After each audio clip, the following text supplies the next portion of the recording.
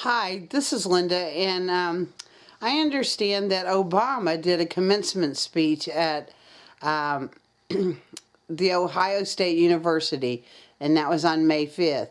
Well, he talked about tyranny and don't listen to people talking about the tyrannical government.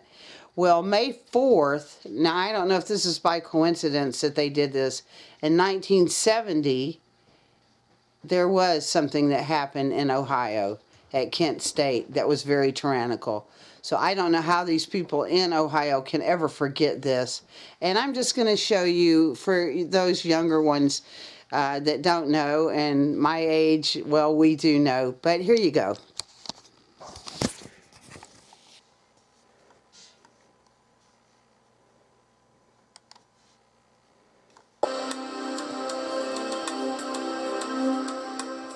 My name is Alan Canfora. Here I am at Kent in my capacity as the director of the Kent May 4th Center. On May 4th, 1970, I was a Kent State University junior, and I was an anti-war activist for a couple of years. I'm here near my tree where I was standing watching the National Guard as they marched away. They were going up a hilltop. We never expected that the National Guard would do anything more than perhaps just tear gas us.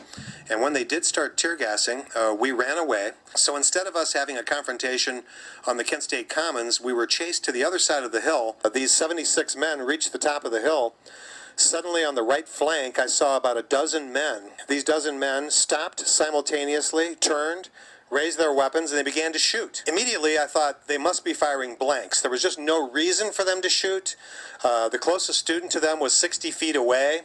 No one was throwing any objects at the time. Nobody was any threat.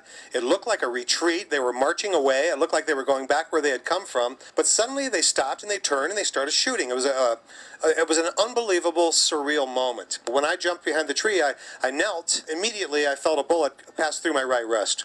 The bullet entered the front of my wrist and it came out through the side. I was shot within the first second or two. So that means for the next 11 or 12 seconds, the vast majority of the 67 shots were flying in my direction down the hill, but mostly behind me into the parking lot area where all 4 students were killed and 4 others were wounded. So about, I'd say, 60 feet behind where I was wounded is where my friend Jeff Miller was shot through the head. The bullet entered his right cheek. He was killed instantly. He's in that famous photograph where the young woman Mary Vecchio is screaming over his dead body. And that was exactly behind me. It's very possible that the bullet that went through my arm could have hit Jeffrey. We were in the exact line of fire. Since 1970, we've always wondered, why did the National Guard shoot? We always just assumed there had to be a military command, because for a dozen men to stop, turn, aim, and fire, and continue to fire for 13 seconds, it's no accident. That has always been the central mystery about the Kent State tragedy.